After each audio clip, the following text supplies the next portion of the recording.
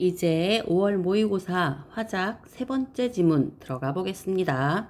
문제를 한번 읽어 볼게요. 다음은 장문 상황과 이를 바탕으로 학생이 작성한 초고의 일부이다. 물음에 답하시오.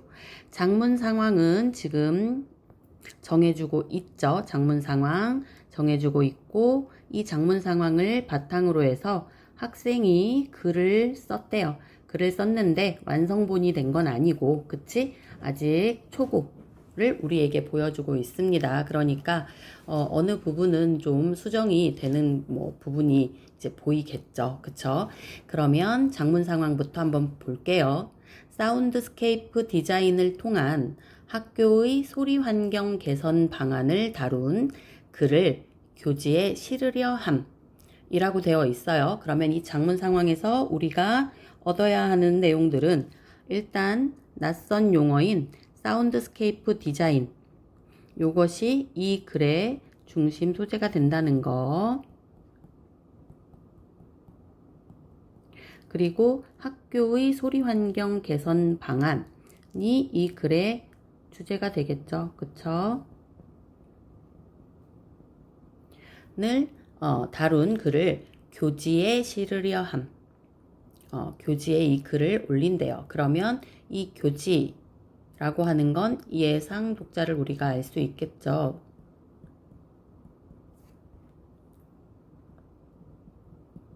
그래서 예상 독자는 누구다? 학생이다.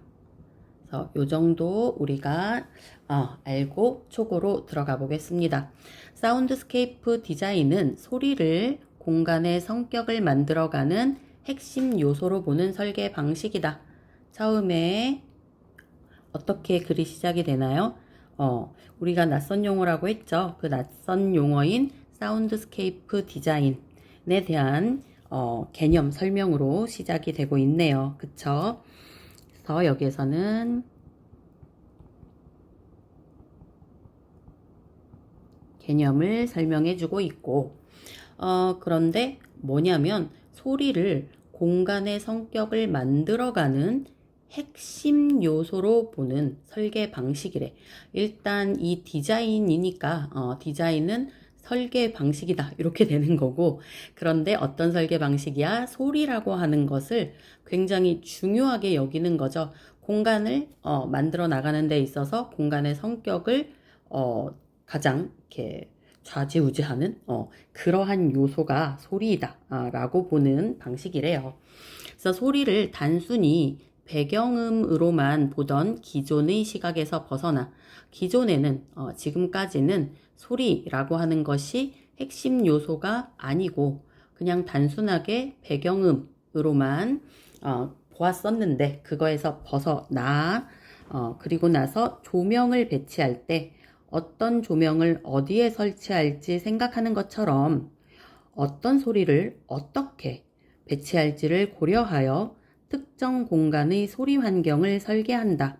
좀 더 자세히 지금 이 디자인에 대해서 설명해 주고 있네요.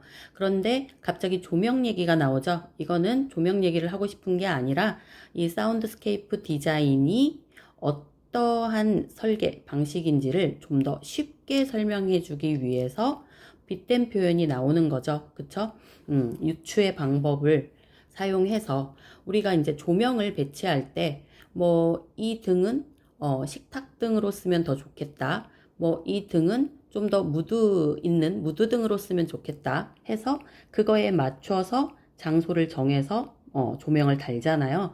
그러는 것처럼 그것과 유사하게 어떤 소리도 조명과 마찬가지로 소리도 뒤에서 나오는 자연의 소리는 어디에서 어떻게 울리는 게 좋겠고 우리가 듣기 싫어하는 소음은 좀 막았으면 좋겠고 비슷한 소리끼리는 같은 인접 공간에 둔다든지 방해가 되는 그러한 좀 소리들은 좀 멀리 한다든지 이런 식으로 어떻게 배치할지를 고려해서 특정 공간의 소리 환경을 설계하는 것이다. 요거죠. 그래서 최근에는 교육의 질, 학생 정서가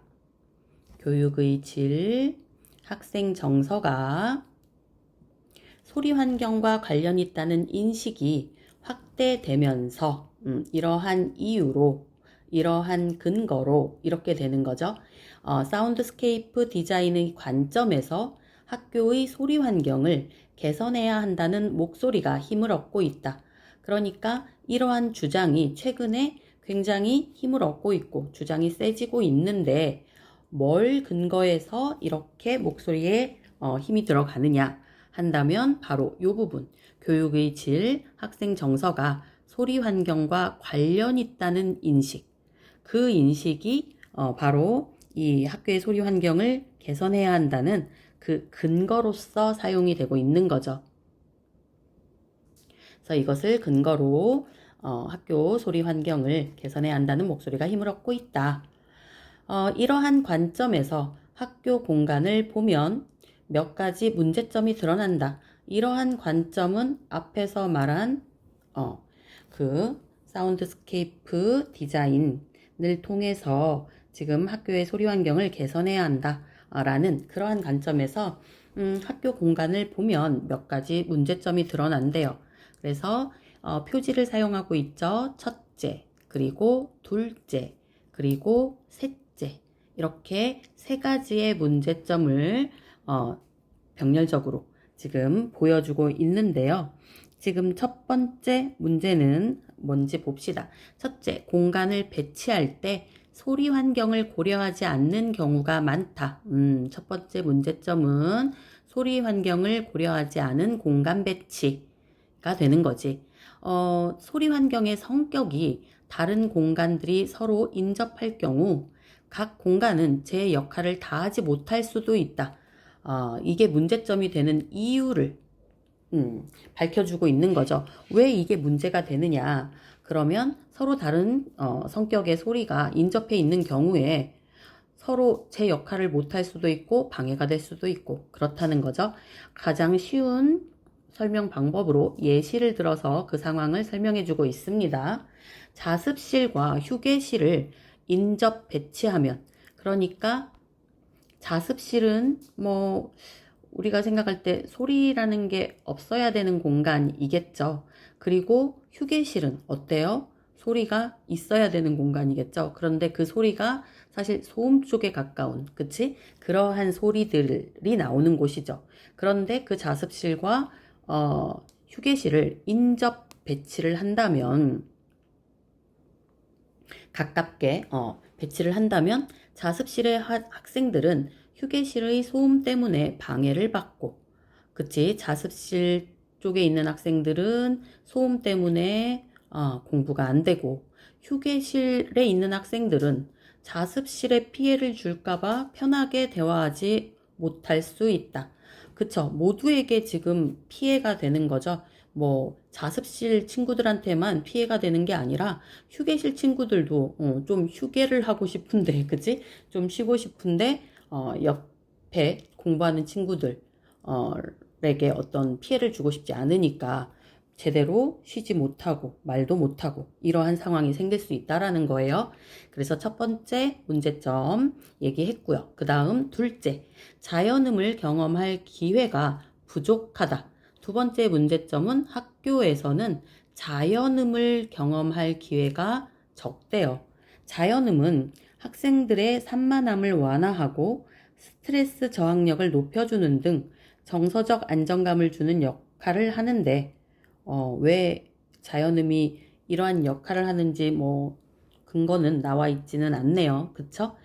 그렇다면 뭐 나중에 보조 자료에서 나오는 문제에서 연결이 될 수도 있고, 그러니까 읽으면서 다음 문제를 좀 예상하면서 읽으면 문제 풀 때 훨씬 더 쉽게 풀 수 있어요. 그러니까 있는 내용만 그냥 받아들이지 마시고요. 거기에 있는 내용들이 근거는 무엇이고 그거에 의해서 결과는 어떻고, 그런데 그 근거를 대는 데 있어서 타당한 어떠한 이유들이 있는지 그러한 것들을 우리가 살펴보면서 읽으면 더 도움이 되겠죠. 문제를 푸는데. 그래서 지금 자연음이 학생들의 산만함을 완화해 주고요. 그리고 스트레스 저항력을 높여주기도 한대요. 그래서 정서적인 안정감. 우리 첫 번째 그 학교 소리 환경을 개선해야 되는 근거, 로서 두 가지가 나왔었잖아요. 그쵸? 생각나십니까? 교육의 질, 그리고 학생 정서. 이러한 근거가 되는 것을 이 자연음이 해결해 줄 수 있다라고 하니까, 학교에는 자연음이 좀 필요하겠네. 그쵸? 그래서 학교 환경에서 학생들이 경험할 수 있는 소리는 인공음이 대부분이다. 그런데, 그치? 정서적 안정감을 주는 것은 자연음인데 학교 환경에서는 자연음은 듣기 힘들고, 인공음이 대부분이다. 굉장히 문제가 되겠군요. 그리고 셋째, 외부에서 유입되는 소음이라 하면, 그냥 소리가 아니죠. 소리 중에서 굉장히 불쾌하고 듣기 싫은 시끄러운 소리가 소음이죠. 그런 소음이 외부에서 들어온다. 그렇다면 그거를 막아야 되겠죠. 그렇죠? 그래서 제어할 대책이 부족하다. 그러니까 지금은 그 소음이 학교로까지 쭉 연결이 된다는 소리겠지. 그래서 학교 외부의 소음이 제대로 차단되지 않고 학교로 유입되어 교육 활동에 지장을 줄 뿐만 아니라 학생들의 청각적 피로도도 높이고 있다. 정서적으로 안정감을 주기 힘들겠네요. 이것도 마찬가지로. 그래서 이 외부의 소음도 막아야 하는 그러한 것이 이제 앞에서 얘기했던 사운드스케이프 디자인을 통해서도 이루어질 수 있다. 이 얘기겠죠.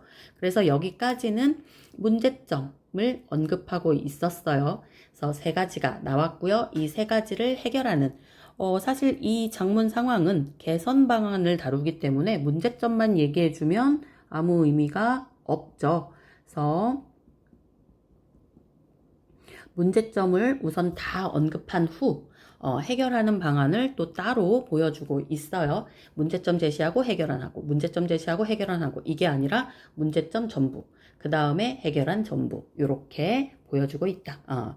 그래서 이제 산문단 쪽으로 가보시면 이러한 문제를 해결하기 위해서는 첫째, 소리 환경을 고려하여 공간을 재배치해야 한다. 아까 인접하고 있는 공간이 서로 방해가 되고 피해가 된다면 굉장히 힘들다라는 얘기를 했었죠. 그래서 그 공간을 재배치해야 한대요. 그런데 재배치하는 방법은 학생들이 각 공간에서 어떤 소리 환경을 원하는지를 먼저 조사한 뒤 이를 바탕으로 학생들이 원하는 소리 환경의 성격이 유사한 공간끼리 재배치하는 것이다. 재배치하는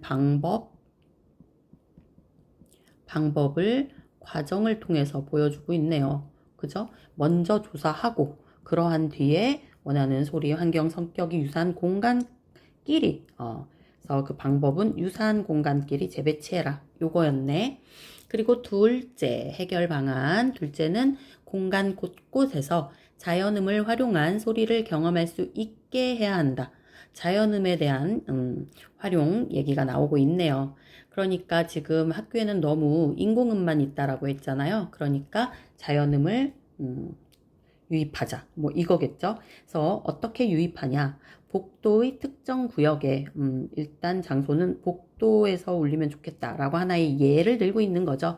특정 구역에 새소리를 재생하는 방법으로 학생들의 정서적 안정감을 높일 수 있다. 하나의 예를 들고 있어요. 복도에서 새소리를 틀어주면 정서적 안정감을, 진짜 새소리가 아니고 새소리를 재생해? 그럼 이것도 인공음 아니야? 여튼 이건 저 생각이에요. 안 들은 걸로 하시고요. 그리고 마지막 셋째, 외부에서 유입되는 소음을 차단하는 효과적인 방안을 마련해야 한다.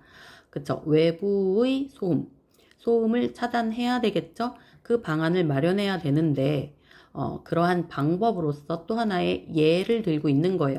그래서 이 친구는 지금 해결 방안을 예시를 들어서 보여주는 방식을 많이 사용하고 있네요. 그쵸? 그래서 학교 경계면에 수목을 심는 등의 방법을 활용하면 교통소음 등을 차단할 수 있다. 그래서 하나의 예로서 나무를 심는다. 나무를 심으면 이제 그 소음을 나무들이 조금 막아주겠죠. 그쵸? 그래서 이러한 식으로 세 가지의 해결 방안을 또 병렬식으로 설명해주고 있었다. 그리고 나서 이제 마무리 되겠죠. 근데 여기 A라고 써 있는 건 이 부분이 수정되지 않을까 이런 생각을 해 주시면서 읽어 볼게요. 학교의 소리 환경은 교육 환경의 질을 결정하는 핵심 요소이다. 그러니까 사운드스케이프 디자인의 관점과 같은 맥락으로 보고 있네요. 그쵸? 소리 환경은 핵심 요소가 된대. 뭐에? 학교의 교육 환경의 질을 결정하는데. 따라서 학교 구성원은 사운드스케이프 디자인의 관점을 반영하여 바람직한 소리 환경을 조성해야 한다. 그래서 우리 학교 구성원들은 뭐 학생이든 선생님이든 이 관점으로 해서 바람직한 소리 환경을 조성해야 한다 라고 단호하게 주장하면서 글을 마무리하고 있었습니다. 문제는 별도로 한번 보겠습니다. 왜냐하면 좀 어렵다라고 하는 부분이 있기 때문에 조금 자세히 설명을 해 드리도록 할게요. 조금 이따가 문제에서 만납시다.